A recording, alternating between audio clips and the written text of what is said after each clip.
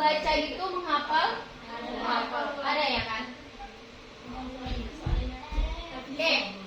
Nah, ini dia tentang makna kata. Seperti kakak jelasin tadi, kalau makna leksikal itu dia pembagian dari jenis makna kata. Kemudian kalau dia makna leksikal ini berarti dia makna sebenarnya dari sebuah kata tersebut. Nah, contohnya Sean tidur di kamar kakaknya. Nah, kata tidur ini merupakan makna sebenarnya. Berarti tidur tidak ada kata-kata lain. Ada nggak kata lain saya? Kecuali kalau penggunaannya bahasa lain. Kalau bahasa lain ada. Nah, kemudian kalau makna leksikal tadi sebenarnya, yang kedua itu ada gramatikal. Nah, kalau makna gramatikal itu merupakan makna yang sesuai dengan konteks kalimatnya. Kalimatnya. Nah, kalau makna gramatikal ini berkaitan dengan proses pengimbuhan. Tahu pengimbuhan? Atau afiksasi pengimbuhan. Dengan menambahkan kata dengan menambahkan kata di, itu pengimbuhan. Ada penambahan kata yang membuat kata itu menjadi lebih sesuai, atau bisa jadi beda arti dia dengan adanya pengimbuhan ini. Nah, pengulangan kata, reduplikasi, dan komposisi. Contoh kalimatnya, oke, ada 3 di gramatikal ini. Ada pengimbuhan, ada pengulangan kata, kemudian ada komposisi. Kalau dia pengimbuhan, tadi kata tidur merupakan makna sebenarnya. Nah, kalau diafiksasi, kalau dikasih pengimbuhan, ditambahkan kata ke, jadinya yang ketiduran di kamar adiknya.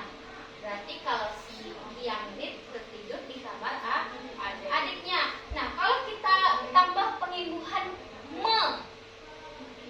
jadi yang menidurkan adiknya di kamar. Nah, itu bisa jadi merubah makna dari kata sebenarnya. Dengan ada pengimbuhan ini bisa merubah makna dari kata sebelumnya atau sebenarnya tadi. Itu dia pengimbuhan ini. Kalau tidur bisa jadi apa? Ketiduran, menidurkan, itu ditidurkan, apa lagi? Banyak kan? Nah, itu proses afiksasi namanya atau pengimbuhan. Nah, yang kedua ada reduplikasi. Reduplikasi berarti pengulangan kata. Contohnya, Mei dan Benny suka pergi ke taman itu karena bunga-bunga sedang bermekaran. Nah, yang mana dia pengulangan katanya? Bunga-bunga. Dengan ada kata bunga-bunga. Berarti masuk dalam contoh reduplikasi. Apa makna leksikalnya tadi? Bunga saja, tapi dengan direduplikasikan menjadi bunga-bunga. Kemudian yang ketiga ada contoh komposisi. Upik terjatuh sehingga ia terluka di bagian daun telinganya. Komposisi berarti dia menambahkan kalimatnya itu. Contohnya, Upik terjatuh sehingga ia terluka di bagian daun telinganya. Oke, nah dia lebih menspesifikkan dari kata sebelumnya. Nah, kata sebelumnya bisa jadi menjadi telinga. Nah, telinga ini kan luas kan. Tapi dengan dispesifikannya, dengan dikomposisikannya di bagian mana? Daun telinga. Di mana daun telinga? Di sini. Iya, itu dia. Berarti komposisi itu dia lebih spesifikkan, lebih yang ini dia. Nah, itu dia kalau komposisi ini. Ada yang mau ditanyakan mengenai ini? Nah, yang ketiga ada makna denotasi. Kalau makna denotasi ini merupakan makna yang mengacu pada gagasan tertentu atau makna dasar yang tidak mengandung makna tambahan atau nilai rasa tertentu. Singkatnya, makna denotasi ini berkaitan dengan makna asli, makna asal atau makna sebenarnya yang dimiliki oleh sebuah kata. Oke.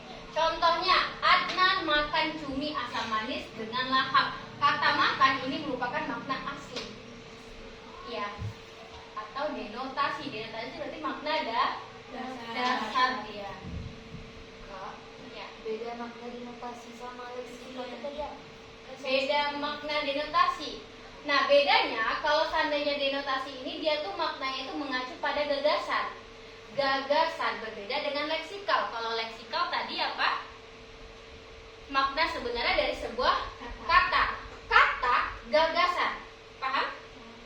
Kalau seandainya leksikal itu dia ke kata, denotasi ke gagasan. Kalau gagasan itu panjang ya, bisa jadi terdiri beberapa kata atau beberapa kalimat dia.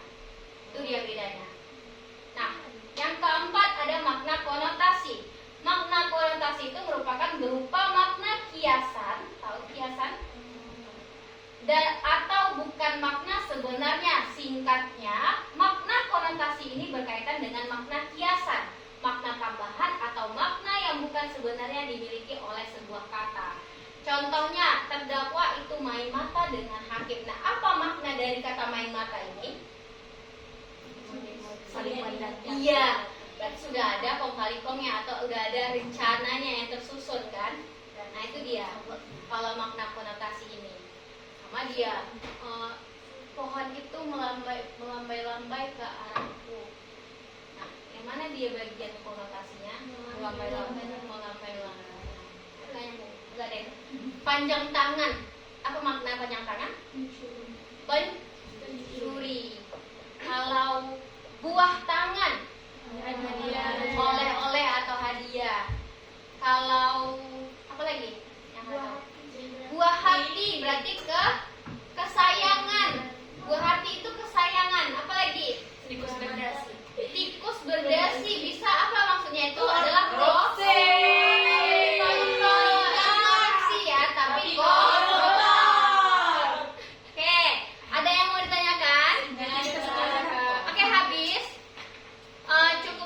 pembelajaran kita hari ini. Berarti di pembelajaran kali ini kita mau mempelajari tentang teks informasi. Nah, ada dua hal yang kita pelajari di teks informasi ini. Yang pertama itu tentang konjungsi. Apa aja konjungsi yang udah kita pelajari? Koordinatif, subordinatif, ada kalimat. Ya, ada 4 konjungsi yang terdapat di dalam teks informasi. Kemudian apalagi yang kita pelajari yang kedua? Makna kata dan istilah. Nah, makna kata itu ada berapa yang kita pelajari? Ada 4. Yang pertama leksikal, kata sebenarnya, gramatikal, denotasi dan konotasi. Oke, 4 makna kata yang udah kita pelajari dari sini. Ada yang mau ditanyakan? Tidak? Oke, nanti adik-adik boleh baca kembali catatannya atau baca kembali soal-soal yang sudah dikerjakan, atau nanti kakak kasih PPT-nya buat kalian biar kalian bisa mencatat nanti yang ketinggalan, biar melengkapi catatan kalian. Jangan lupa tumpuk menjadi satu soal-soal yang udah kakak bagikan biar nanti kalian bisa membaca ulang sebelum TKA dimulai.